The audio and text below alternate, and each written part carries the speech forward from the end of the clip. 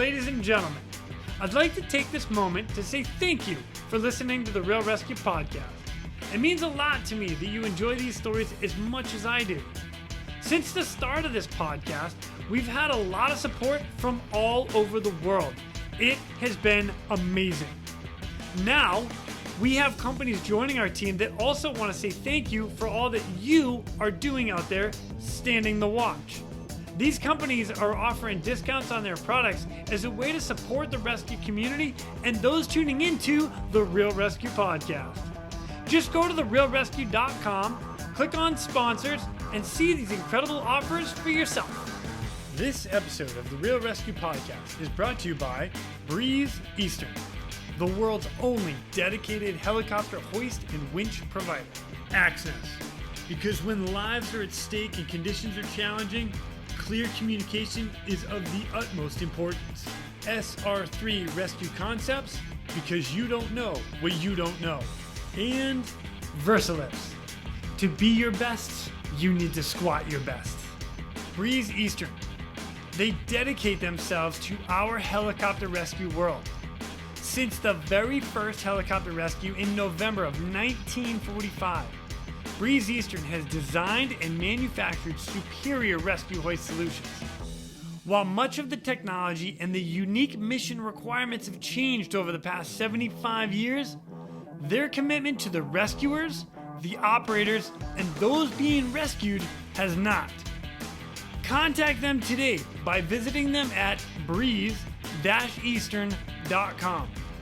The Axness PNG wireless ICS system can bring cutting-edge wireless intercommunication system technology to any aircraft. The PNG system can be fully integrated into an existing ICS system or can be carried on and off as a mobile base station. They can go anywhere at any time on any aircraft. Plus, with the strongest and most robust waterproof handheld in the market, this system can take a hit and keep working. Their wireless intercom systems are designed to enhance situational awareness through improved communication capability. This system brings superior noise canceling technology to eliminate rotor wash and engine noise from your ICS. The Axness PNG wireless system is currently deployed in more than 1,800 public safety, air ambulance, and search and rescue aircraft worldwide. I have personally used the Axness system in 4 different countries and on 5 different airframes. It is awesome. If you want more information, contact them today at axness.com. That's AXNES.com. You just make sure you tell them Quinny sent me. SR3 Rescue Concepts is a training company that can help your helicopter training. They train daytime, nighttime, aerial firefighting, hoist, long line, fast rope, rappel, and more. They can assist your program with standardization and safety checks or just an FAA annual refresher. With the certified flight instructor pilots and experienced crew, they are ready to help your agency keep up to date with current techniques, rules, regulations, and equipment. Plus, right now, SR3 is offering 10% off anything in their web store with the promo code, all capital letters, Real ResQ, REALRESQ. Plus, they are offering another 10% from their partners Petzl and their equipment. All you got to do is send an email to info@sr3rescueconcepts.com. Mention this podcast, the Real ResQ podcast, and they'll take care of the rest. And Versalifts. When you're at the gym working on your squats, building your leg strength for the next rescue mission, depth matters. If you're like me, getting below parallel on your squats is tough. Well, allow me to introduce Versalifts heel inserts. These gems have become one of my new favorite accessories in my gym bag. Simply place them into your regular training shoe, either on top or underneath the insole, and bam! You've got a heel lift benefit of a weightlifting shoe, but the comfort and flexibility of your regular trainers. So the next time your workout just has heavy squats, grab your V2 strength inserts. Or how about a run, pull up, push up, air squat, and another run?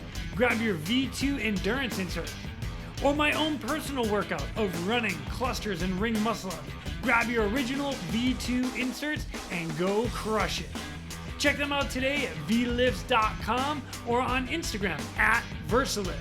And when you're ready to get a few pair of your own, make sure you get your 10% off with the Real ResQ discount code. Squat well, friends. Coming up next, we've got a pilot coming to us. He's got stories down from the Caribbean, up to Alaska, down to Washington State. And the greatest part about this is every story is completely different. They're totally off the mark from what we normally hear. It just goes to show you never know what you're going to get. So please welcome our next guest, United States Coast Guard pilot, Mr. Andrew Jarolimek. My name is Jason Quinn. I am United States Coast Guard rescue swimmer number 500. These are my rescues and rescues from those of us that put our lives on the line every day so others may live. This is the Real ResQ podcast.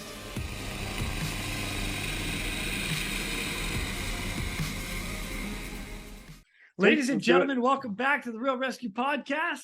Today, I've got a pilot out of the U.S. Coast Guard. He's actually flying civilian side right now. Him and I met in California at I guess, I don't know, was that one of your first units, Andrew? Yeah, first one out of OCS, Group Air Station, Humboldt Bay. Dang. Yeah. So you were like really great. Were you a butter bar at the time? I don't even remember. I was a butter bar. I was just a butter bar. Not the bull ensign, just the butter bar. Oh, that's awesome. Love it. Love it. Well, you know what? You've had an amazing career, and now you've come on here to tell some stories, and I'm so excited about it. So, ladies and gentlemen, Mr. Andrew Jarolimek. Did I get that right? You nailed it. I did. Okay. Because I always question that. Like it was back in the day, it was so much easier to just say, "Hey, sir, what's up?" Sure. Yeah, that's okay. That works too. I love it. Well, Andrew, thank you so much for coming on and just telling some of the stories in your career and what you did. So, but before we get into that too much, if you don't mind, just a little background about you, who you are, how you got into Coast Guard into the Coast Guard in general, and then search and rescue, helicopters, aviation, all the cool stuff that we do. Oh yeah. So I grew up outside of Denver, Colorado.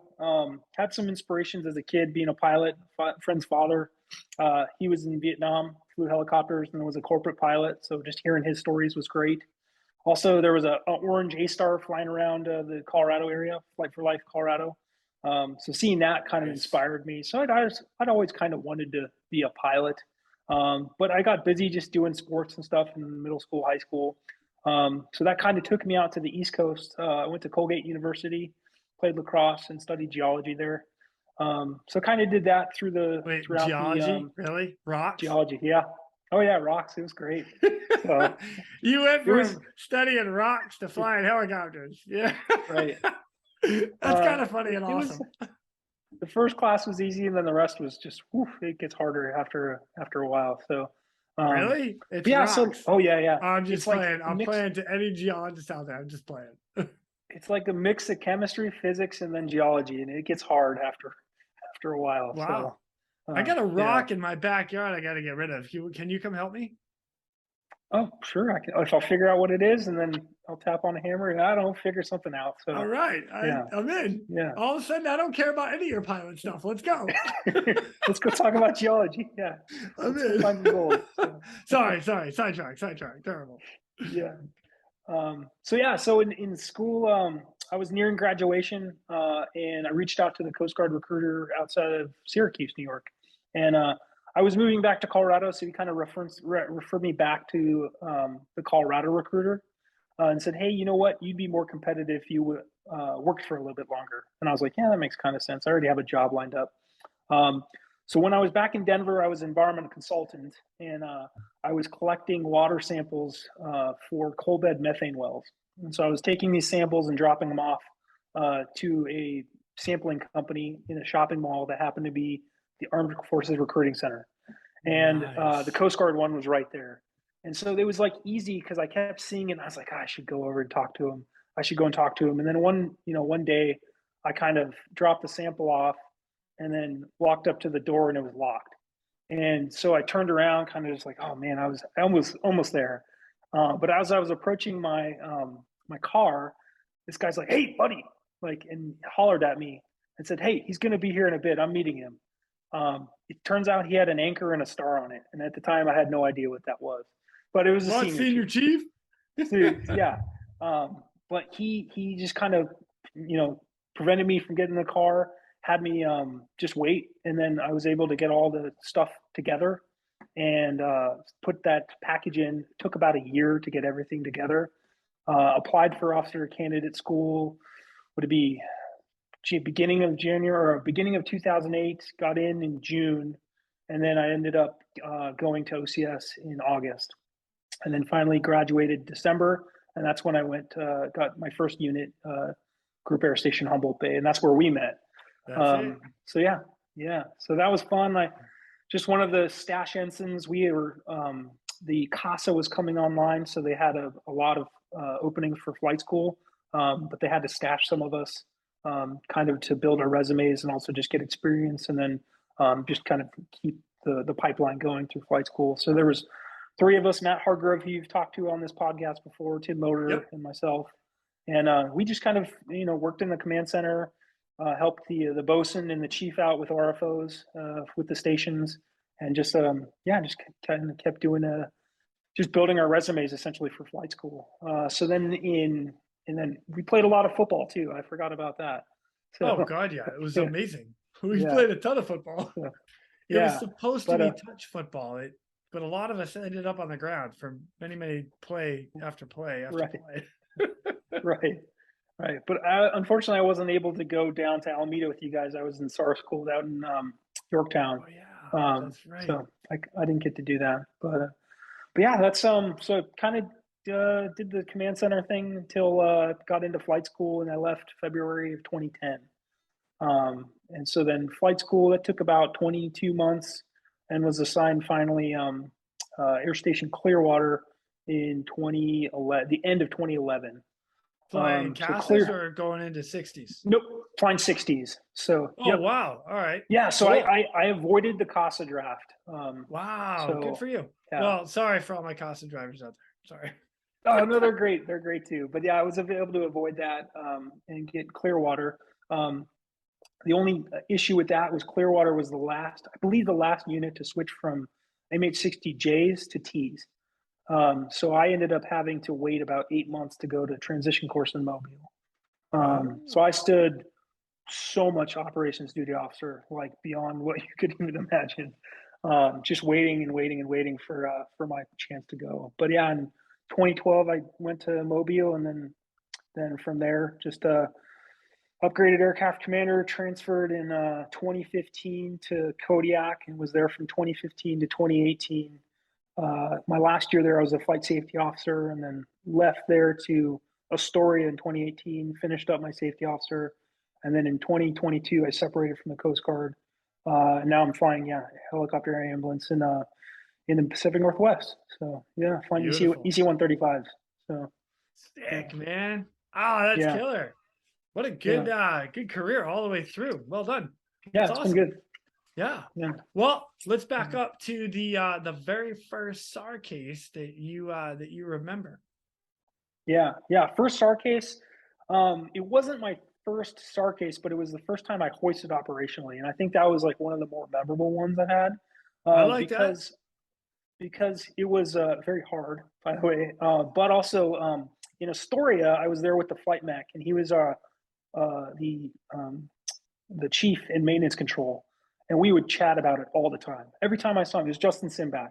And I would see him, and we would just chat about it all the time, because it was just like my first one. And it was like, there were so many dynamic things we'll get to in it that we just always were talking about it. So yeah, what it was, we were based out of Autech, which is the island, Andros Island, just to the west of Nassau, Bahamas. So stand by, because I don't, what Autech? Like I don't even know what that is. Wow, I'm about to learn something new that the Coast Guard has that I didn't know what it was, dude. Right. It's the Atlantic Underwater Testing Evaluation Center, and it's where the tongue of the ocean is between Andros and Nassau, and it's like 6,000 feet deep. So the submarines can go through there and do all sorts of sub games. And so the submarines will be there. Top and then secret stuff that we're not supposed to really talk about. But no, I think it's like open source information. Oh, okay, perfect. Yeah, but I don't want to be getting you in trouble right now, Andrew. Come on, man. Oh no. But so it's really deep water there, and then the submarine finders will go find them. So the Romeos and whatever, one of their helicopters will go find them, and then they have launch like torpedoes and have torpedo pickers up. Yeah, all sorts of weird stuff going there. But yeah, so the Coast Guard was based out there when I was there, and we would just do search and rescue and drug enforcement in that area and migrant interdiction. Very cool. But on that, very cool. Yeah, on that day, we there was a gentleman on a pretty big bulk carrier or freighter that had appendicitis. So he was about 170 miles from where we were, and about 80 miles from Eleuthera, Bahamas. And so we ended up getting the call and heading out that direction. About so it was me as the co-pilot in the right seat. Tom English was the aircraft commander. Justin Simbach, the flight mech, and then Andrew Ruga was our rescue swimmer. And so yeah, just trucked out that way pretty far. And as we got on scene, we saw this huge ship with enormous cranes on the front, the back, bow stern. Sorry. You're good. Hey man, we're aviators. You could say nose and tail, and I would know exactly what you're talking about. Okay, yeah. But then, I thought you were in the Coast Guard. What? Right. But so bow and stern were out of the question because there's so much stuff there. And then midships, there was space for us, but there were two cranes that just weren't. They were in the way, and then there were guy lines from the cranes. So our only option was like 160 to 180 foot hoist. This is, mind you, this is my first one. I'd only been hoisting to the little training boat in outside of Clearwater, essentially. And you could kind of tell as we showed up, the aircraft commander Tom was like, "Man, what did I get myself into? Is this guy going to be able to hack it?" and you know, it was hard. But as we pulled into it, we said, "Yep, 180 foot hoist. Like that's where it's going to be. This guy's non-ambulatory, so we're going to have to send our swimmer down." And so yeah, we pulled in that hover, attached two trail lines, and got it. Started sending it down, which seemed like forever. And with the amount of trail lines down, 210 feet almost, and then just one little weight bag. Every trail line of the U.S. Coast Guard is 105 feet. Well done, sir. The math, right? The math. That's really good. But yeah, I remember Justin pulling it back up, and he's like, "Man, we need to add more weight." So we ended up adding the heavyweight trail line or weight bag to it, and then getting it down. Eventually, getting that trail line on deck. Me just kind of, it being my first one, just all over the place. I just remember that was tough, trying to get a hoist reference out of that. But then sending down Andrew all the way down to the deck, litter down, and then we had also planned to have the trail line stay with one of the crew members, so we didn't have to deliver it again. A little bit of a language barrier, and after Andrew got down detached, that trail line just sailed off again, and he chucked it off. So we had to deliver it again, which we didn't really want to, just because it was pretty tough the first time. So, dang. But yeah. So, as Andrew packaged the guy up, we just kind of tried to get our bearings straight again, and we delivered it. I think it went a lot smoother that second time, just because I kind of had a little bit more idea of what I was doing. But yeah, it was pretty solid. Got the guy up and got him to the hospital in Nassau, and just like that, first operational hoist was at 180 feet. Dude, that's crazy. That's awesome. Yeah. Out of curiosity, so you know what? Can we debrief this a little bit? Because now I got a couple questions. So the first one, bridge wing. Did you guys ever look at the bridge wing as an option? If I remember, that crane on the stern was in the way, and so the bridge wing really wasn't an option. It was a weird ship, as in like there was cranes everywhere, and the bridge wing was kind of like tucked underneath the cranes or something, if I remember right. Oh, interesting. Yeah. Wow. So, yeah. Okay. It was definitely a peculiar ship. Yeah. All right. So now when you roll into your hover, for your hover references, was there ever a spot where you could have come down in altitude, or if you would come down in altitude, it would have potentially, the rotor blades would have hit something had you gotten too close to the ship? If I remember, there were guy lines off of off those cranes and other cables between them, so we couldn't come between them. So you had to stay up high. Yeah. Yeah. So Yeah, and then as far as hover reference, it was the tops of those cranes essentially that I was looking at. So, Dang. and as they're moving like, back and forth, so you have to kind of average out what's going on with them, and it was really hard for me the first one. So, but I'm sure there's other folks out there that've had first operational hoists that have been in the surf or something and stuff like that. So, but yeah, it was a good one to learn on. Yeah, So, for sure. Yeah, I mean, that's great. mhm. And you mentioned it earlier, like a lot of the training that we do is just to like a small 46-foot Coast Guard vessel. It's you're Right. hoisted to the back of it. You're usually like what 20 feet, 30 feet off the water at most. 30, 35 feet. Yeah. Not very high. And So, yeah, because if you're any higher than that, then you lose your reference altogether and you're like, oh my gosh. So, right. but now you're talking a huge, huge ship with plenty of references. But if you can't get in close, now you're too high. That's Right. wow. Well done. Yeah. Yeah. So that was the first one. So, yeah. What is there anything that you like stands out to you that you learned out of that? I mean, like you said, you went in the second hoist and it was a lot easier because you knew your references and stuff. But is there any takeaways out of that? You're like, oh, had I done that different next time, it would have been blank. I think relaxing. I mean, and I'll kind of, I think just like you just squeeze the crap out of that cyclic and your legs and butt and calves tense up. And then all of a sudden, like we're in flight suits. So that I think Tom was like, hey man, I can see the veins popping out of your forearm. Relax. And you're just like, oh yeah. And then everything kind of just like you focus and you're like, oh, I just need to just take a breath, relax, pretend that the cyclic is a dove and don't squeeze it to death, stuff like that. So I think I relaxed and then things went smoother. And everything went smooth after that. Man, Yeah. it's sick. Yeah. I love it. Well done Yeah. to you and your crew. Freaking Oh, amazing. thank you. Yeah. Heck yeah. Yeah. Gosh, 180-foot hoist. Dang. That is a long, long way to travel on a hoist. Because like even I as a couldn't swimmer, imagine. I'm like, let's roll. Let's go. I'm It along takes for the so ride at that long. point. Yeah. Oh, that's funny. Nice. What a good first like operational hoist, man. Well done. Good for you. So Thank you. right on. All right. Well, I'll tell you what, you and I have talked a little bit. We actually have 3 more we're gonna go over, which I'm pretty excited about. We're gonna go in numerical order.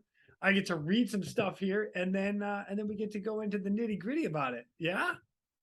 Sweet. So here's the first one. This one is a letter of commendation that you earned in January 11th, 2017. And it says this: I note with pride and am pleased to commend you for your performance of duty on March 3rd, 2016, while assigned to Coast Guard Air Station Kodiak, Alaska. During this time, you were an invaluable member of the Coast Guard C-130-1790 rescue operation of 2 British sea kayakers stranded in sea ice near Little Diomede Island, more than 650 nautical miles from Kodiak, Alaska. With the conditions of the sea ice too thick to proceed, but too thin to support the kayakers, and a commercial assistance unable to respond due to the deteriorating weather conditions, Coast Guard District 17 directed the launch of Coast Guard C-130-1790, Coast Guard Helicopter 6037, and Coast Guard Helicopter 6038, along with 2 backup flight crews. You and your crew boarded the C-130 along with an additional 860 crew for transport to Nome, Alaska, and immediately commenced thorough flight planning for the pending rescue operation. Once on deck in Nome, you expeditiously coordinated the launch of the 6037 and proceeded to the location of the stranded kayakers. Due to snow, in-flight icing, low visibility, and turbulence, you quickly acted to adjust a flight path to avoid deteriorating flight conditions. Then, once on scene, you acted as safety pilot and oversaw the harness deployment of the rescue swimmer into the ice. Subsequently, high hoists of 80 to 100 feet were utilized to prevent rotowash from throwing ice chunks and causing injury. After recovery of the 2 survivors and the rescue swimmer, you coordinated the return transit to Nome, Alaska, and patient transport to local EMS. Your hard work and dedication are greatly appreciated. You are commended for your outstanding performance of duty. By meritorious service, you have upheld the highest traditions of the United States Coast Guard. Andrew, what the? You've got a C-130 coming from Kodiak, 2 H-60s, and 2 extra crews going all the way up to Nome, Alaska for 2 guys stuck in kayaks. What? Yeah. Yeah, pretty Dude, crazy. that's huh? awesome. So, yeah, so it was that what a couple paragraphs was essentially 2.5 days worth of stuff that went into that rescue. You know, as far as level awards go, that's one of the lower ones. But as far as the teamwork that went into this, it was freaking phenomenal. Like, Well, and so just for essentially, the record, I say this all the time. We don't do this for the awards. The awards and the accolations are wonderful and a great bonus for what we do. But like, it's the stuff like this that right? we don't talk about enough. And you're like, oh, you did what? Like, it's Yeah, ridiculous. All right. Sorry. yeah. Keep going. So, 2 days. but yeah, Worth of so stuff. it was a pretty cool one. So you know, if anyone's been stationed in Kodiak, you know you'll hear the SAR alarm go off. It'll be, you know, put the H-60 on the line, put the C-130 on the line, and then all the text messages will start going off. And it's like, news team assemble. Like everyone's getting text messages. Who's available to go? And that's pretty much what happened. Like, so these 2 guys, they were British adventurers. One dude had climbed Mount Everest a bunch of times with Bear Grylls, for Christ's sake. Yeah, he climbed up Mount Everest with Bear Grylls, and so they had planned on kayaking and skiing from Cape, from the tip of like Alaska across to Diomede and then to Russia. And this was just some thing they were trying to do, and they were well prepared though. So they had all their gear. They had satellite communications gear. They had the warm weather clothes, food rations. They had a rescue plan with commercial medevac, and they were just setting out to do this crazy crossing of the Bering Strait. And as they set off, they ended up getting into a situation where it was like not hard enough to ski on and too like slushy to kayak on. And so they ended up like getting stuck essentially, and then trying to zigzag their way. But meanwhile, they're getting, you know, drifted up towards the Chukchi Sea up north. And so they're kind of just like now in this situation where they don't know, you know, what to do. And so they called their medevac company, and they were like weather checking them left and right. And they're like, we can't make it. We can't make it. Like, and so by that time, they were getting updates about what the weather systems were coming in, and a big one was coming. And so at that point, they notified the Coast Guard and said, "Hey, we need your guys' help because we need to get out of here. And if we don't get out of here on this day, then that storm will come through, and who knows what, you know, our condition." And so that's kind of the impetus of why we sent so many people, is because we had to do it kind of within a certain window, or else they would have been stuck and just drifting north towards pretty much the Arctic. So, Oh so yeah, my gosh. pretty wild. So yeah, so that was pretty wild. So the 2 H-60s departed Nome, and to anyone that's ever departed Kodiak and head out to Nome, it's not this easy little transit because you're crossing all these different the Alaska range. You're crossing that. Usually the weather is just garbage between there. You're crossing the Kuskokwim and Yukon River deltas, so there's no weather reporting. And then you're crossing Norton Sound over to Nome finally. So there's hardly any diverts. There's no gas. Like, it's not an easy transit. So to those folks, like, I've done it before too. That is probably one of the more challenging things pilot wise, is to do that transit up to Nome or down to Cold Bay or Dutch Harbor. So that's pretty cool. Let's throw this out there for perspective too. From Kodiak, Alaska to Nome, Alaska, how long is the flight time in an H-60? Flight times, I think about 3 hours. It's probably 600 miles. It's so long. It's a really long flight. Way. Yeah, that is it's not something I had to do while I was up there, but like, I watch guys go many times. And you're like, take 2 crews. Yeah, yeah. So those guys headed up to Nome, and then 2 more crews got into the C-130, and we kind of just got all of the things we needed and headed up to Nome. We probably beat them by about an hour, so we were able to kind of get ready, turn around, get all the fueling, get that ready. And so once they showed up, we pretty much turned the aircraft around and headed out to the last known position, which was like, it's Diomede Island and Little Diomede. So essentially, we were looking at Russia. Russia is Big Diomede Island. So we were pretty far up there. So as we start transiting up there, we sent both 60s, one for self-rescue, and then the other just in case we had a broken hoist or something else happened with the aircraft, they would still be able to rescue them. And then the C-130 is kind of just high cover and for comms and whatnot. So yeah, as we transited up there, we rounded the corner near this little Air Force facility called Tin City. And on the tip of that peninsula is this mountain that's like 2,200 feet. And I'll remember this so vividly as we were rounding the corner about 3 miles offshore, just getting sent into my straps from turbulence. I have never been in turbulence like that before in my life. And all of us kind of look at each other and we're like, what the hell just happened? And it just sure enough, like the winds are out of the north, it just wrapped around that huge mountain. We were way offshore, but man, we just got rocked. So we're just like, hey guys, you should go further offshore because you do not want to experience this. And so that was one thing I definitely remember about that transit up there. But yeah, as we got on scene, the weather kind of cleared up a little bit, thankfully, and we were able to find them pretty easily. But yeah, it was cold. It was probably like negative 20 C. So oh my that's gosh. like what, 0 degrees, almost 0 degrees Fahrenheit. So just imagine now you have rotor wash on top of that. Yeah. So you're looking at negative 30, negative 35 wind chill. So that's going to be pretty cold. But as we pulled up, we found them. Kind of did a little bit of a hoist brief hazard assessment. Said, okay, what's the ice look like? Those guys are pretty good right there.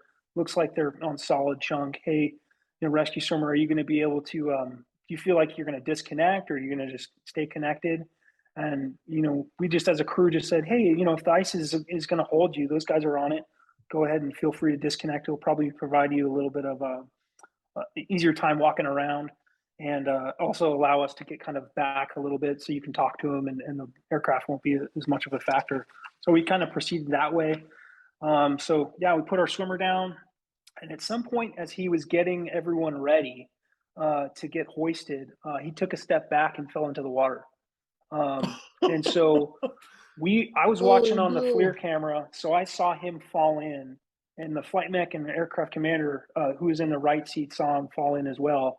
And so we just started sliding over for emergency pickup, right? Getting ready for that. But because he had the air in his dry suit, he immediately just went in and popped right back out. So it was kind of like a non-factor, right? Now he's just wet. He's wet now in negative 20 degrees C and went in rotor wash. So no worries, sir. We're trained for that. Yeah, right. So that was one thing to deal with. But yeah, we were able to hoist them pretty uneventfully. They obviously wanted to take a bunch of their stuff with them.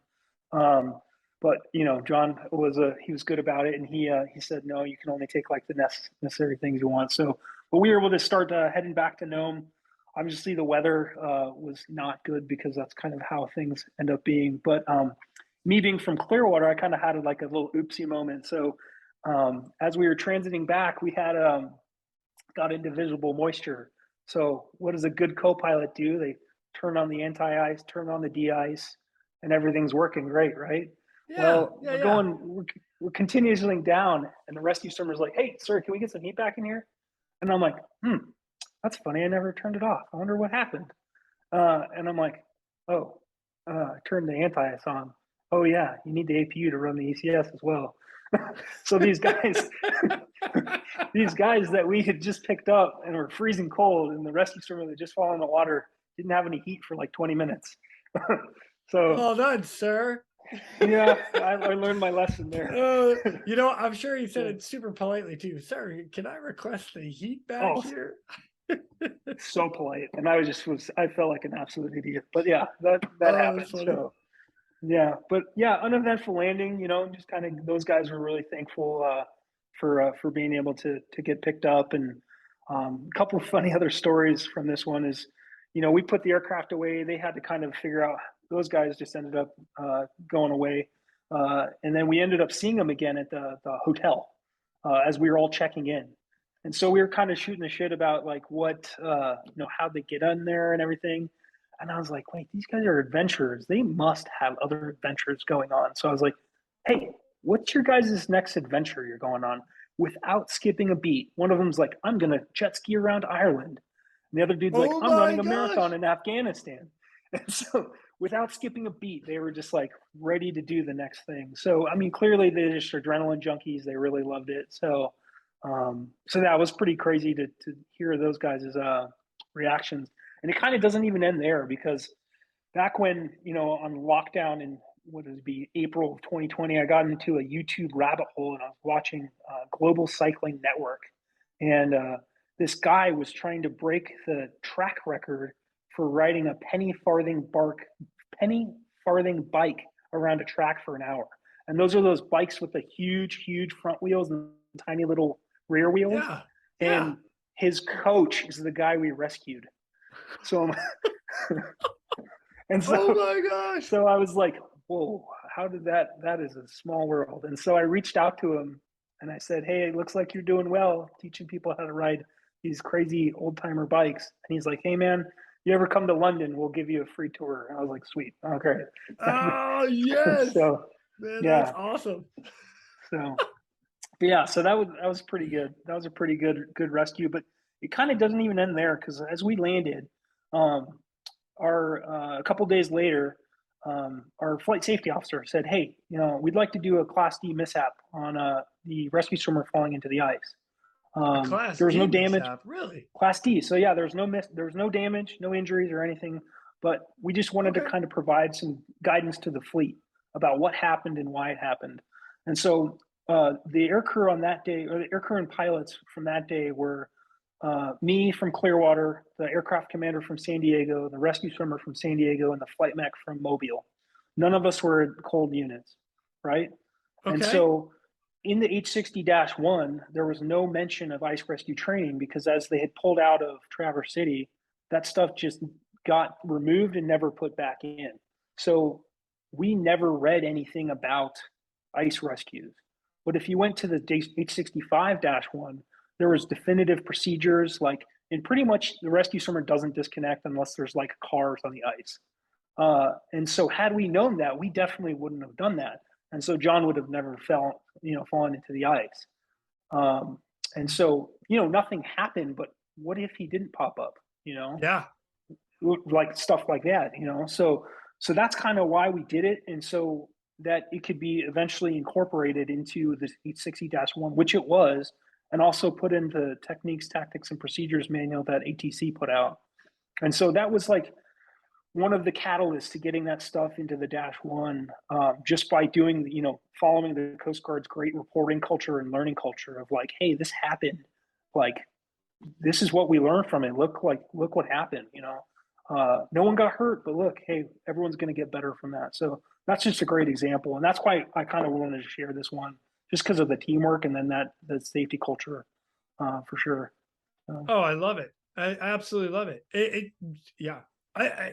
So again, to back up to the very beginning, the amount of resources that we throw, and I say we, the U.S. Coast Guard is willing to put out to save those in distress is, hey, everybody, they're doing it right. Just so you guys know. All right. They got you. That's awesome. Two things I want to actually go a step further with it, or kind of get into a little more with, is the weather. It's always been interesting to me that, and we talk about it like Coast Guard goes out in 0-0. I can't speak for pilot side of things if you're going to go out in 0-0, but there is that weather mins are too low for other aircraft and other assets to go, but we still find a way, or the U.S. Coast still finds a way to get out there before a big weather storm hits to get those in distress. Oh, that blows my mind. It really does, Yeah. especially now, because I've been civilian for quite a while now. And, and I look out at the weather, I'm like, yeah, we're not going anywhere. Like, I could go, but we're not going anywhere. And sure enough, we're not leaving. And then all of a sudden you hear the H60 or the H65, and they're rolling out. Freaking amazing. So, yeah. No, that's been a huge change for me now coming to the civilian world. Is my weathermen's are hard men's. Like, we aren't going to make adjustments because I'm flying under the operating certificate and also my license. Right. I'm not busting that stuff because, No.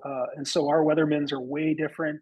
That you just don't bust them. And whereas in the Coast Guard, if the risk was, if the gain, sorry, was high enough, we would try to find a way.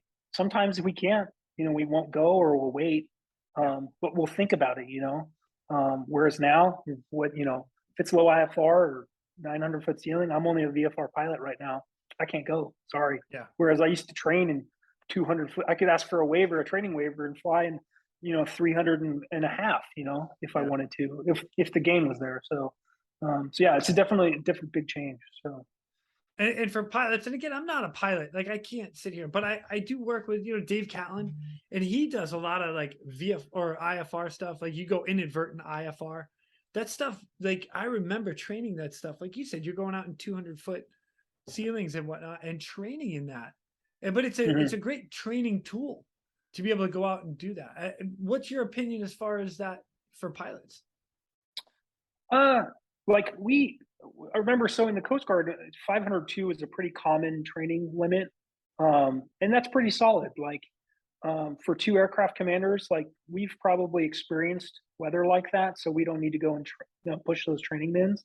But for a new co-pilot that's never seen it before, that might go on their first rescue in weather like that, it might be worth, transiting out from, let's say, Astoria in weather that's below our training mins, just so they can, and maybe even just doing a low vis route outbound, low vis come back inbound, so they see everything that it takes to get that aircraft set up so that you can get out safely and return safely. So if there's a gain to it, yeah, absolutely. We would go hoisting Kodiak in Women's Bay back there in pretty snotty weather, not only to get mins, but also to just make sure that we were there. We could perform in those kind of conditions, because on that's dark and stormy, if the gain's there, we'd have to go out and do it. So, yeah, because a lot of the rescues don't happen in clear blue 22. they do not, absolutely not. So the weather is coming in for these guys in particular. The weather was coming in, so that's awesome. The other thing I wanted to touch on was you guys had mentioned, like in your brief, about having the swimmer connect or disconnect. I love that, and the reason I love that is because I love options. I love the idea of having the options. Oh, can I disconnect? Can I stay connected? Or both? Is it I get down there, I stay connected for a little bit, this isn't going to work and I can come off the hook? Or, hey, you know what? Like this happened. He's came off the hook. That didn't work out. Got back on the hook. And now, again, options. I love the discussion about that. So well done for you and the crew on that one for sure. Sweet. Dude, awesome. What a great case. Man, it was a good one. It was a good one. So, well, thanks for sharing that one for sure. Oh yeah. Well, let's keep going. Let me get to the next one, and this one is out of Cold Bay, and let me just read this, and then boom, we're gonna get right into it. Sweet. Citation to accompany the award of the Coast Guard Achievement Medal, Gold Star in lieu of 4th to Lieutenant Andrew Jarolimek, United States Coast Guard. Lieutenant Jarolimek is cited for superior performance of duty while serving as aircraft commander of the deployed H-60 crew at the forward operating location, Cold Bay, Alaska, from 22 to 28 January 2018. Demonstrating exceptional operation acumen, risk management, and decision-making, Lieutenant Jarolimek led his crew through extreme winter weather to save 4 lives and assist 5 more during the execution of 6 time-critical search and rescue missions. Heading into the darkness through blowing snow for the medevac of an injured crew member from the fishing vessel Arctic Fjord, the crew arrived on scene to find the vessel violently heaving and pitching in 35-foot seas and 45-knot winds. Exhausting all options to lower the rescue swimmer, Lieutenant Jarolimek wisely judged the extreme risk to the rescue swimmer and patient to exceed the potential gain of the hoist and aborted the mission. Called out for 4 additional medevacs, he successfully conducted initiative hoist from the diverse vessel configuration in odorous conditions to save 4 lives. Upon notification of a 406 EPIRB activation, mayday call, and a flare from the fishing vessel Progress, the crew courageously launched into 45-knot winds, quarter-mile visibility, and freezing fog. Finding the partially flooded vessel afloat and stable but without electrical power, Lieutenant Jarolimek coordinated the vessel escort, ensuring the fishing vessel Progress's safe return. Lieutenant Jarolimek, diligence, perseverance, and devotion to duty are most heartily committed in keeping with the highest traditions of the United States Coast Guard. Bro, okay, we're not talking about just one rescue here. We're talking about 6. Wow. Congratulations on 1 award for 6 rescues. What? I tried to go higher, and I got a lot of pushback. But that's all good. That's all good. So let me back up just for a second. So while we're stationed in Kodiak, Alaska, we have a couple different deployments that we go out. One of them during the summer is to Cordova. So we go to Cordova, Alaska for the majority of the summer, 2 weeks on, 2 weeks, and then we're home for a bunch of weeks. The next one is over in Cold Bay, and then we have another one over in St. Paul. So this one, I assume, was this king crab or blue crab season? Opies, so snow crabs. Yeah, in January. Right, so snow crab season, and all it does is it brings the helicopter assets from Kodiak and puts them in Cold Bay, so a faster response time. So you're on deployment. Yeah, wow. What can I say? The Cold Bay deployments, I just loved them because it was like, it's the best SAR, totally, hands down. Plus, you get to hang out with Bill and Mary. Yeah, Bill. Well, so we stayed in. We didn't end up staying with there anymore. The FAA had a bunch of houses that we took over. Oh, nice. Cool. So we would stay in different houses. Yeah, they're pretty nice. It's like a duplex type housing situation. But yeah, the family atmosphere. You have family meals together, like you're doing there. Just SAR duty. It's great. I loved it. Got to do a couple of deployments down there. But yeah, for that one, we were in January for OP season. It was me as the aircraft commander, my ops boss, Commander Adam Merrill, who hadn't finished his AKAC syllabus yet. So he was the co-pilot. So he'd already been stationed. But less on the helicopter. Oh, outranked me. He'd already been stationed in Astoria, Sitka, Clearwater, and then finally Kodiak. And I was the aircraft commander on this one. So love it. Yeah. And so then our flight mech was Andrew Champagne. He was a new flight mech out of Cape Cod, deploying on his first deployment there. Rescue swimmer was Russ Gazard. Watch captain was Tim Kukluski. Line crew was Kendall Appelt and John Axelson. Hands down, one of the best crew I've ever deployed with. So that was pretty phenomenal. Cool. Way to shout out all the names. Yeah, love it. Yeah, absolutely. But yeah, so 6 cases in seriously a week. It was incredible. So that first one was the Arctic Fjord. It was a catcher processor, which is 200 foot or more or bigger boat that catches the fish and then processes them into fish sticks, essentially. So they're huge, and they have stuff all over the stern. And so really the only good place for some of them, or most of them probably, is the bow. So this gentleman, they were in pretty big seas. This gentleman got smashed between 2 fish totes, and so had pretty heavy internal injuries, collapsed lungs. The reporting was just he's on his deathbed. Can you come get him? And he was still alive. So we obviously said, "Yep, game is there. Let's go and do this." And so I just remember it being super dark, probably 25, 30 foot seas, and super windy, probably above 35 knots. So we headed out to their last known position. Unfortunately, the guy wasn't ambulatory, so we were going to have to use a rescue swimmer to use a lifter. And as we got there, we assessed the boat, and again, a bow hoist was where it was at. But as a crew, we kind of start to set boundaries, essentially of hey, this is going to be some upper level varsity stuff going on. Hey, Andrew, you're a new flight mech. You need to set boundaries on yourself of what you can do. Rescue swimmer, you need to set boundaries on whether or not you feel safe that you can go down to the deck and come back, you know, and then as obviously as the pilot, do I have hoist references? Can I do this safely? And then the safety pilot just kind of being that all encompassing person. So definitely that was one of the things that we did, is to set boundaries on what we can accomplish. Nice.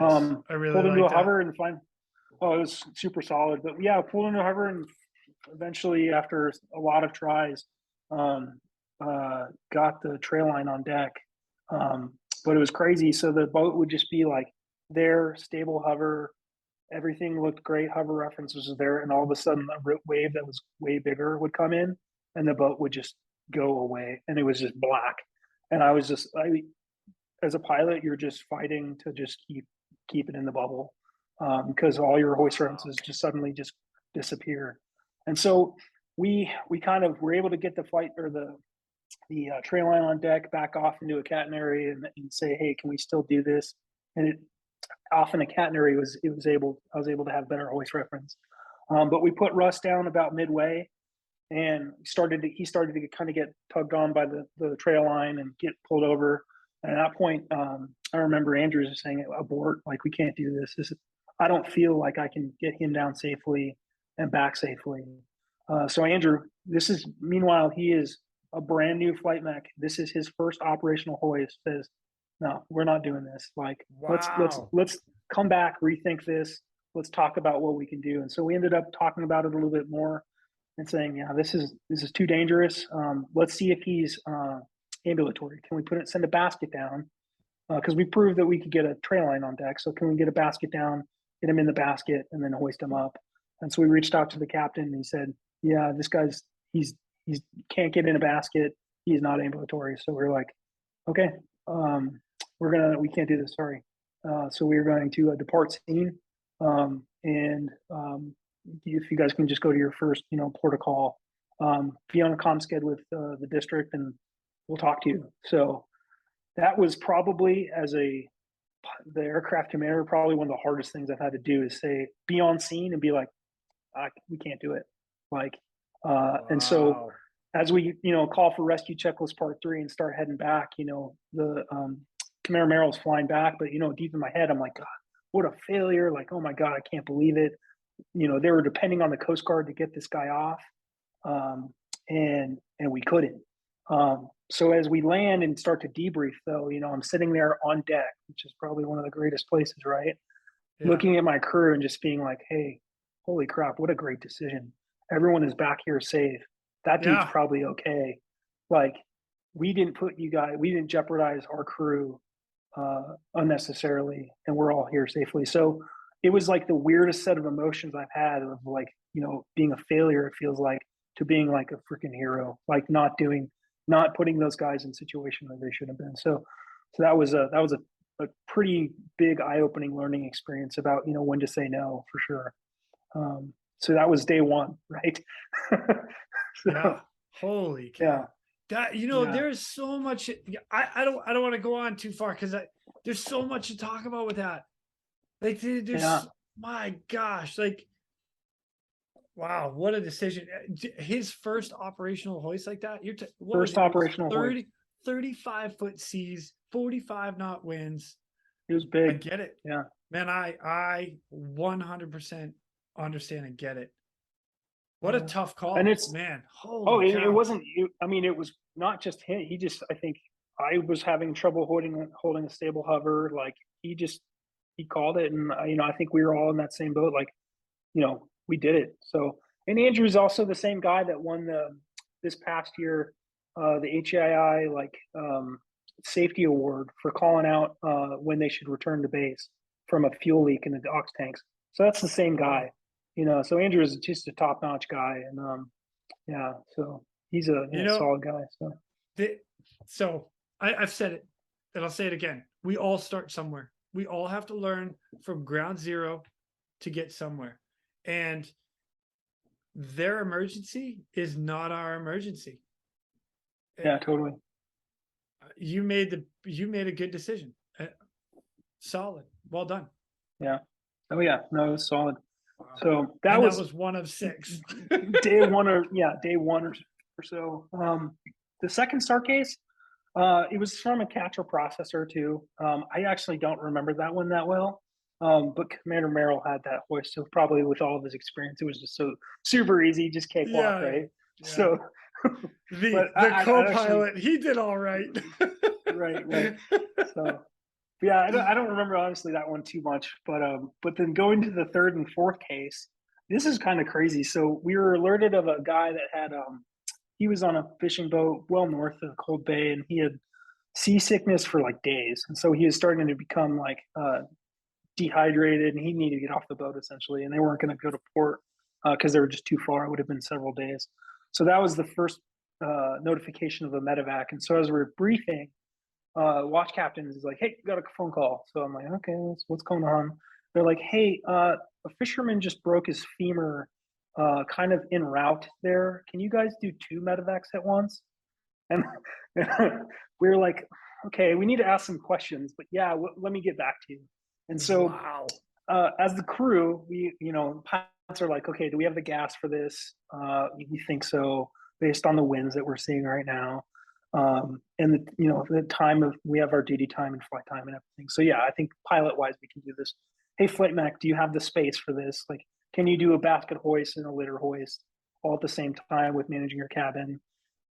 Andrew Champagne also, he's just a new flight mech. He's like, I got this, sir. So and then the swimmers like, hey, we asked, hey, can you do patient care and do the rescues, both of these? And he said, we got this. Like, let's do this.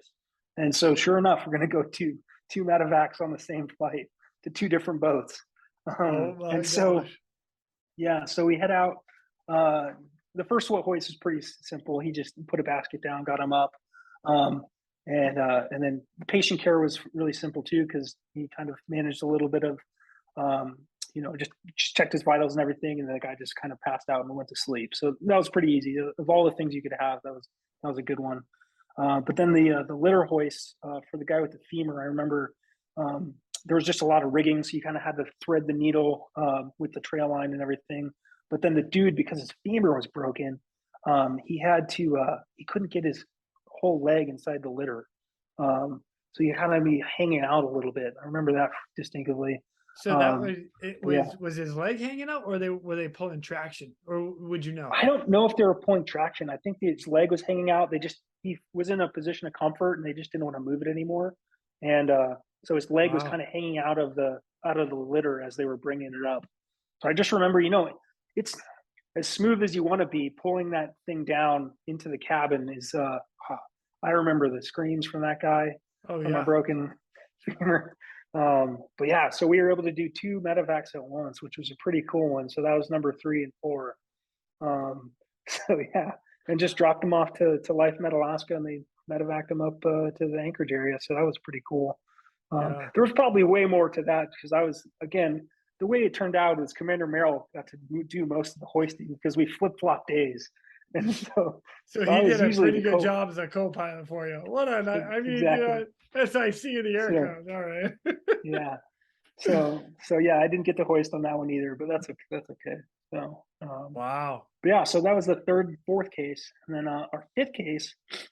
Don't remember this one too well, but it was just kind of a guy with a respiratory distress, some kind of something going on. You need to get off the boat, and so that was kind of more of your running, medevac at night. It wasn't terrible conditions. So that was our fifth case, and then we finally get to the sixth one, which is the fishing vessel progress, and this one is probably, I mean, one of my most memorable cases, and we didn't even hoist anyone, which is the craziest thing in the world. So, because this is the one that like every new Coast Guard aviator wants to hear. It's a Mayday, flare, EPIRB, abandoning ship. Coast Guard's going to go get them. Like that's what it was. You're Like like all excited, e- and they're having the worst day of their everyone, life. and that's the way it is. We're going to be there and Totally. we're going to help them out. And it was like when you got that phone, I'm getting freaking chills right now. So when you get that phone call, um, you just, it was just amazing. So because we were going to go out and do, the King's business and go help these people. But I remember it was like that night of weather was about 200-foot ceilings, less than a quarter mile visibility. So we were below mins, blowing snow, winds greater than 30, 35 knots. Like it was bad weather. And so as we started heading out towards the hangar, the FAA house is kind of probably, I don't know, half a mile away from where our hangar is. And so we tried to drive one way, but the snow drifts were too big. So we had to turn around and go the other way back to the hangar. And like, had that not worked, we probably would have had to just got out and walk to the hangar. So that was the first step of getting to the aircraft. But I remembered, like, this was a high risk, high gain mission. Like, we were ready to do this. I called the ops boss. Remember calling them and hey, weather looks to be below mins. We're going to go. It's a high risk mission and high gain. And they're like, roger that, fly safe. And so we buttoned up, got the aircraft out, and I just remember taxiing from like taxiway light to taxiway light because that's as far as you could see forward, pretty much. And so then we get to the runway and set up all the gear on the aircraft, the OIR forward, radar, and everything, and headed off to the northwest of Cold Bay.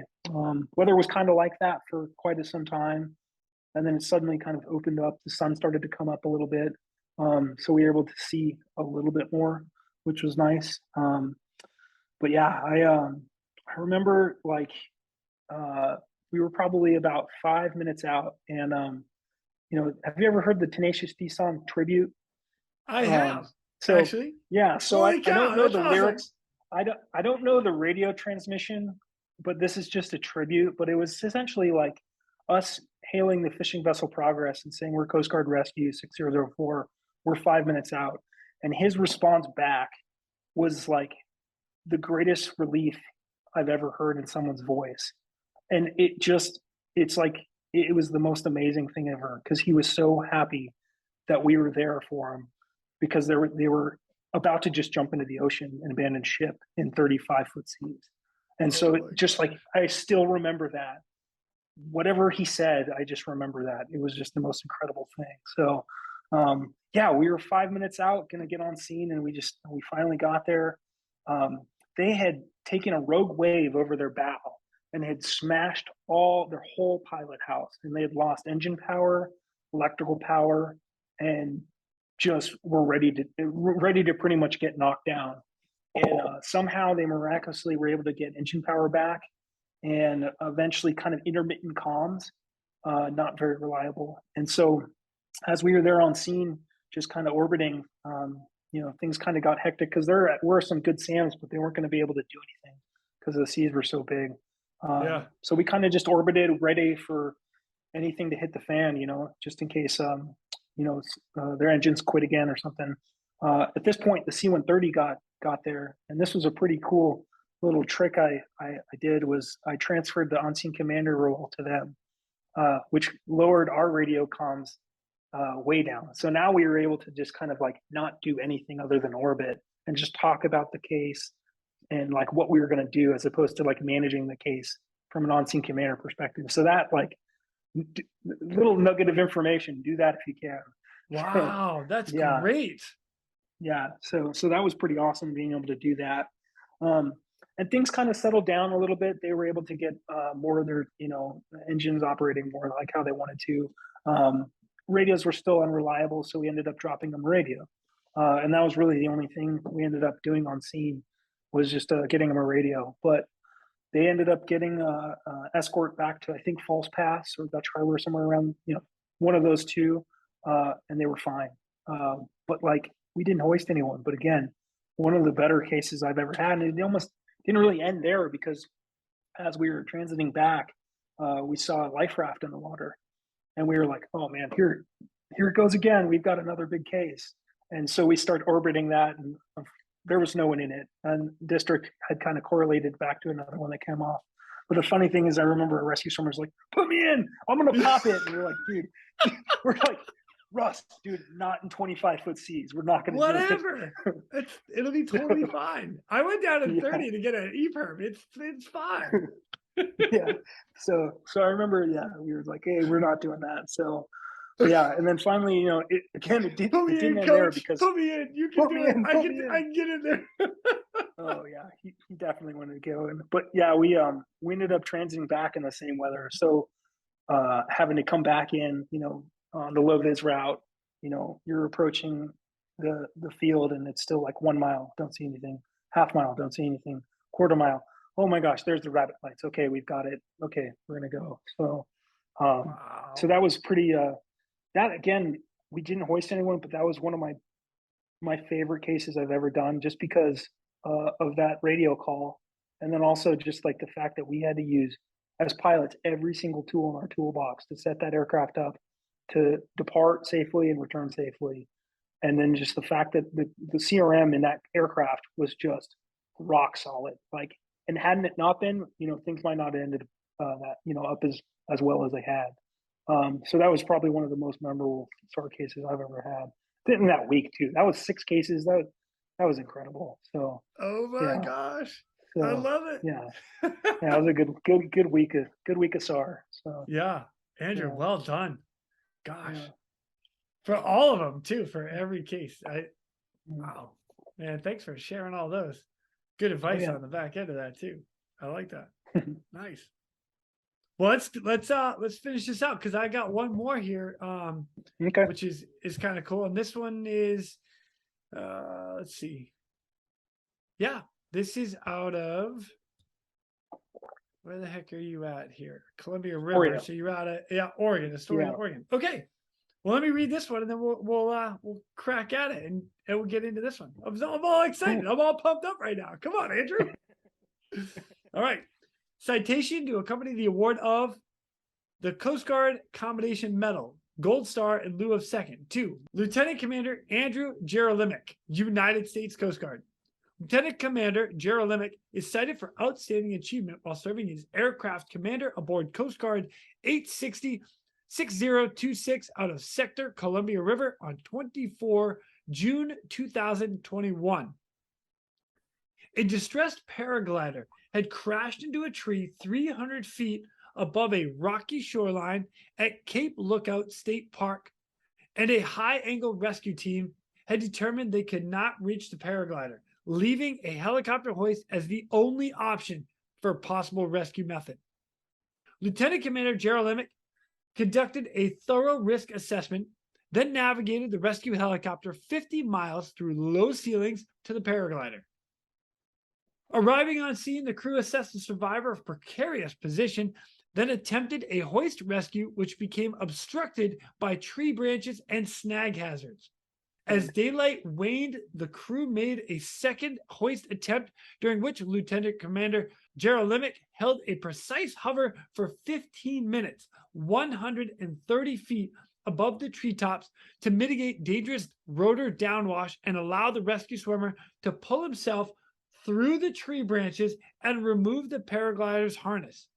Despite the tree canopy and paraglider fabric obscuring the flight mech's view and garbled radio communication updates from the rescue swimmer, Lieutenant Commander Jarolimek led his crew to smoothly and safely extract the rescue swimmer and survivor from the tree. Lieutenant Commander Jarolimek's dedication, judgment, and devotion to duty are most heartily commended in keeping with the highest traditions of the United States Coast Guard. Andrew! God, I love this stuff, bro. This is a good one. 130-foot hover, paraglider stuck in trees, 300 feet. What? Dude, That was sick. That was a good one. So yeah, the crew on that one, it's me in the right seat, aircraft commander, co-pilot Luke Monchin, flight mech Tim McCula, and then rescue swimmer was Colton Courtway.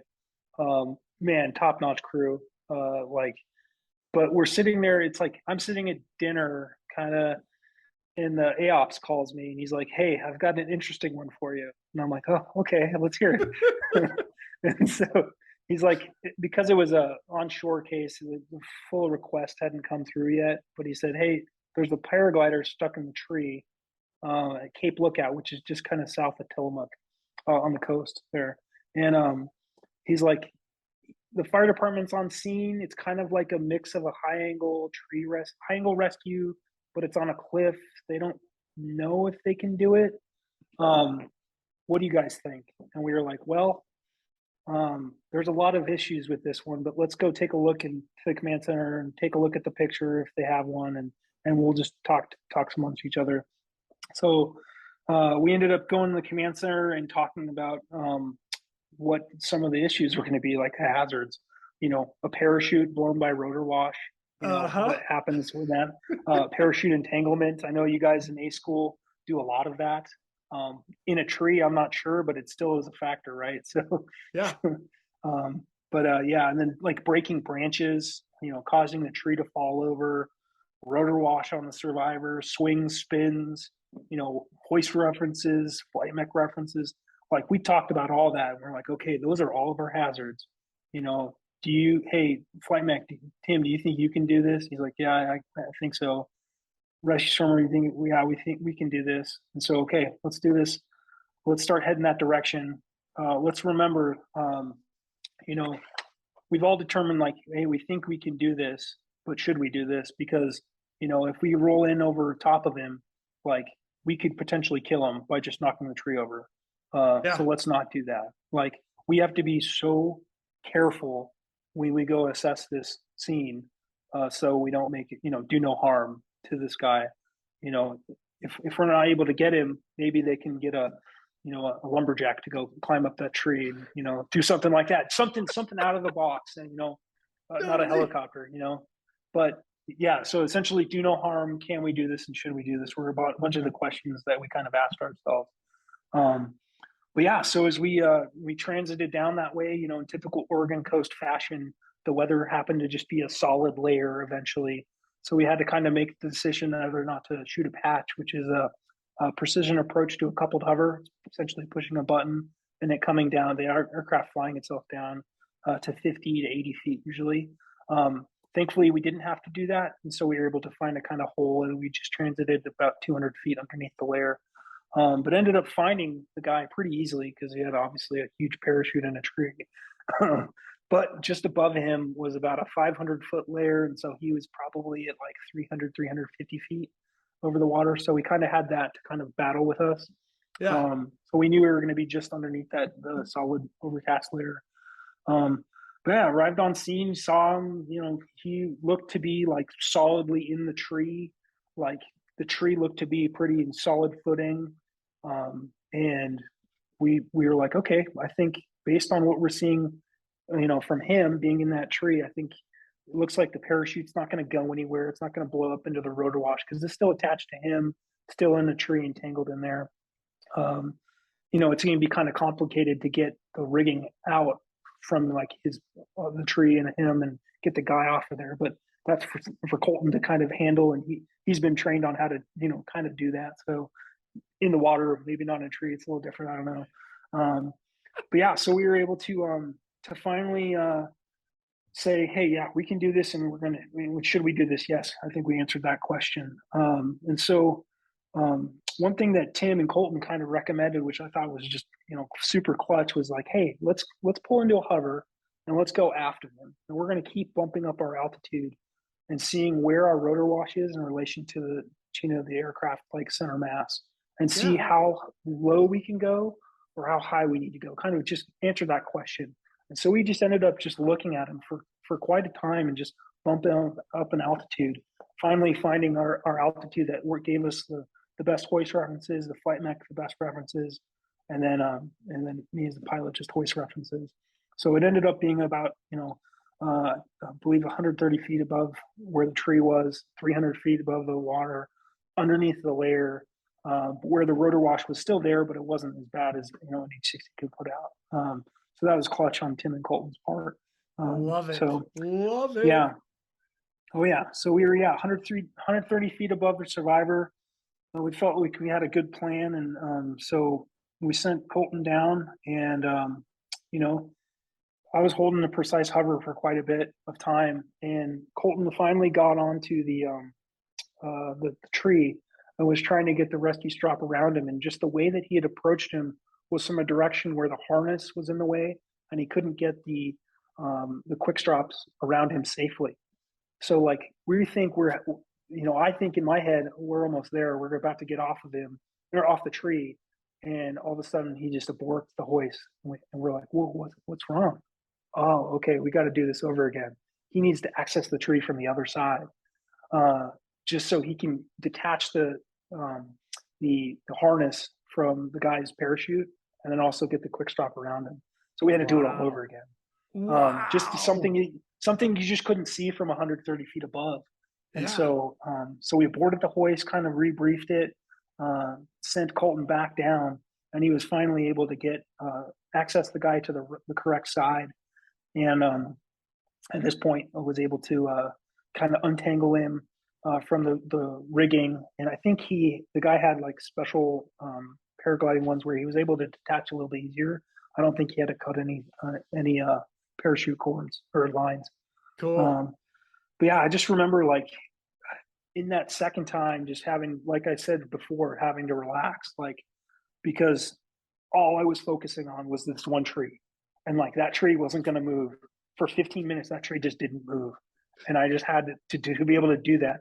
I had to relax like so much because every inkling in me wanted to just grab the crap out of that cycling. But yeah, that was something I just remember because like your calves start to tense up. You're just trying to hold a stable hover, and you just have to focus on relaxing. So yeah, I kind of do definitely remember that.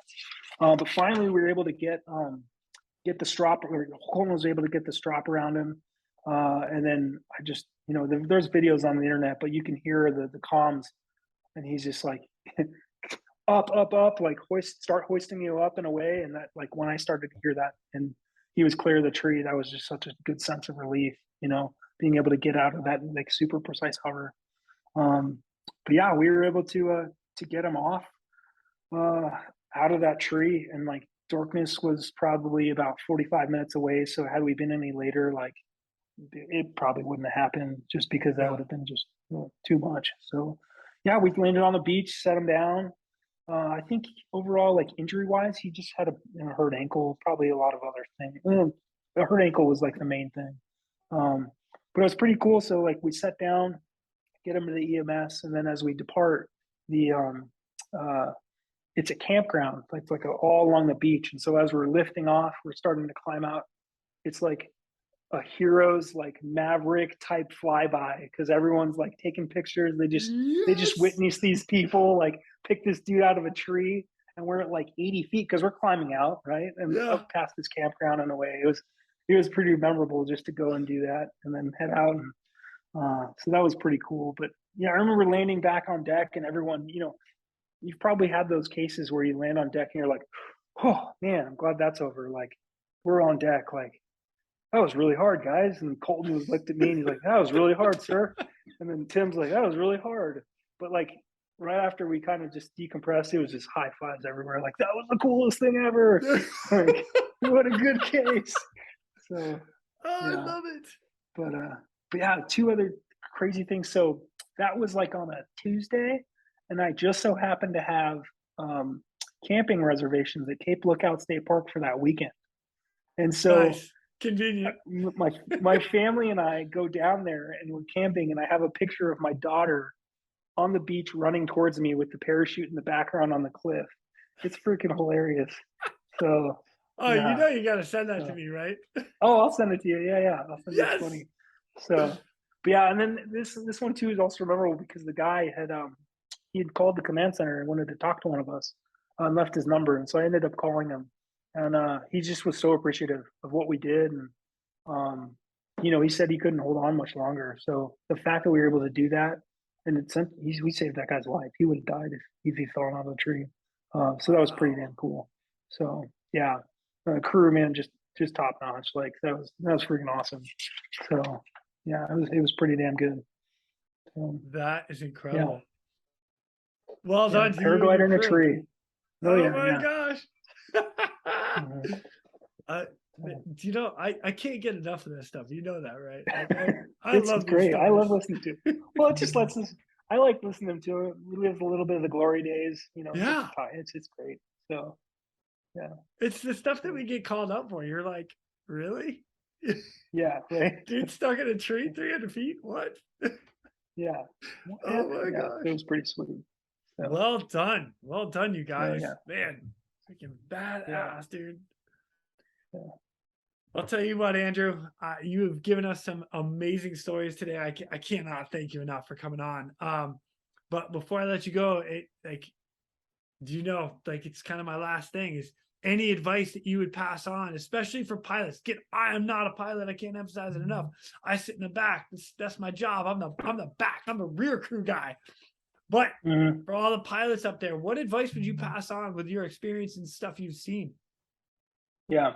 Yeah. Well, so you had interviewed Dan Leary, right? And he, from memory, tried to do the laws of SAR according to Blake. And it turns out that I actually took a picture of that when I was stationed in Astoria of the laws of SAR according to Blake. So I have them all. All right. So I'll go ahead and read them. I'll go ahead and read them all, and then I'll give you a little more guidance. So okay, here we go. So number one, so there has never been and never will be a fatality of a district controller dispatcher in a SAR case. A rack made before midnight will not be slept in. Everything you've been told to do is a lie. 5 minutes of planning is worth 2 hours of flying. You forgot something important. 99% of all cases will turn out the same if you stay in your rack. You will not kill yourself or your crew from your rack. Whatever you do will be second guessed with better information than you had, and you will be found wrong. All medals are the result of a lapse in headwork or inaccurate press accounts. Black shoes, which are boaties, value medals, real pilots do not. Your ability to find a sucker hole is inversely proportional to your need to find it. And then the process of evolution cannot be stopped. And so that kind of that ties everything together. So that was to help Dan out. I had taken a picture. I'd seen that somewhere on the the server, and I was like, whoa, okay, I got to remember some of those. So for sure. But I think something I want to pass along is, like, I've heard about the 3 buckets, and you have a bucket of experience, which is a large bucket, and you fill that up over time.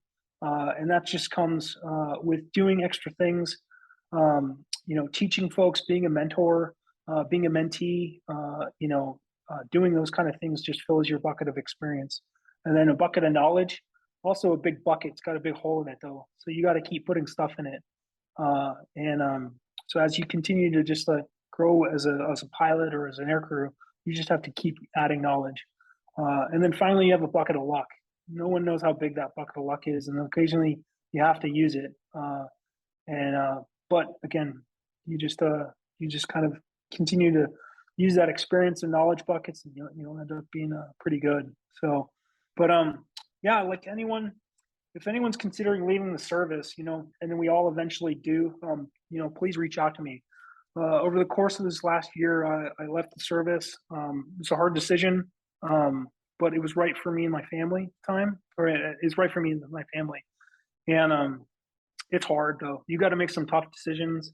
Finding a job's not easy, and getting out of the military is not easy. There's a lot of things I miss about it, but there's a lot of things I don't miss about it. And but yeah, I think second that. I think one thing that set me up really well was networking, and they just harp on this at HAI, Heli Expo. Networking, and that definitely helped me out. Just because I was able to kind of talk to people, they introduced me to some other people. Sometimes the job doesn't pan out that you wanted, so you have to kind of face a little bit of setback and whatnot. But eventually, you'll land the job that you want, which is great. So yeah, I just recommend just networking, looking out. So just reaching out to people, it helps so much. So. Yeah, and then finally, just, dude, Quinny, thanks so much for doing Real ResQ. Like, it is awesome. It's so great to hear these stories. It is just like, I have a pretty long commute back and forth with my job now, so I get to just relive glory days back and forth for my commute. It's so good. How much I love you right now? Oh, dude, no. I didn't even pay you to say that. You didn't, but you know what? I got time to fill, and it's so great just listening to stories. And it's funny, your last one you just released was with Sid, and I met Sid at the CHC Safety and Quality Summit. So I know him, and he's in the Irish Coast Guard. But that's just because I was at some conference when I met him. So super good dude. Can't wait to listen to that one. So yeah, just look forward to seeing you in Atlanta. I can't wait to catch up and share some more stories. So, for sure. Yeah. And we'll have to get a couple pictures and stuff over there. Yeah. Heck yeah. That way I can say, I know you. I know him. I know you. Yeah. So. Hey, you had mentioned people being able to get in touch with you if they have questions and stuff. Can you pass on your email address so that we can I can drop that? Yeah, it's just A and then Jarolimek real@gmail.com. Find me on LinkedIn. Honestly, it's a public account. So if you just Google my name, Andrew Jarolimek, or Andrew Jarolimek, you'll find me on LinkedIn. And then I'll help as much as I can. So, because some other folks help me out. It's a good tight knit group in the Coast Guard, so we'll help each other out. Oh, so, yeah, for sure. And I'm happy to do the same. Whatever I can do. I think I actually offered that to you as well. Like, hey, you did, just send absolutely. me a resume, and we can start from there. Exactly. Yeah. Dude, Andrew, I cannot thank you enough for coming on. And thanks for listening too. And a little twofold for me. I'm stoked. I appreciate it. I definitely look forward to seeing you at Heli Expo in March, Atlanta. It's gonna be fun. So heck yeah. It's gonna be badass. And until then, you fly safe, and I'll see you soon. Thank you. Heck yeah. All right, brother. I'll see you later. And with that, ladies and gentlemen, we are out of here. Go. Thank you for tuning in. We hope you enjoyed this episode of the Real ResQ podcast. Please take a minute to like, subscribe, and hit that share button. I'm pulling chocks and taking off. But before I go, if anyone out there has a rescue story they would be willing to share, I would be humbled and honored to have you on as a guest. Or if you have any questions about rescue or anything else we talk about here, send an email to jason@therealresq.com. That's Jason at TheRealResQ.com. You can also check us out on our web pages, therealresq.com, our Facebook page, and our Instagram page @TheRealResQ. Again, a special thank you to all of you staying on the watch today. Always remember, when that SAR alarm goes off, those in distress are praying for a miracle. They are going to get you. Until next time, fly safe and swim hard.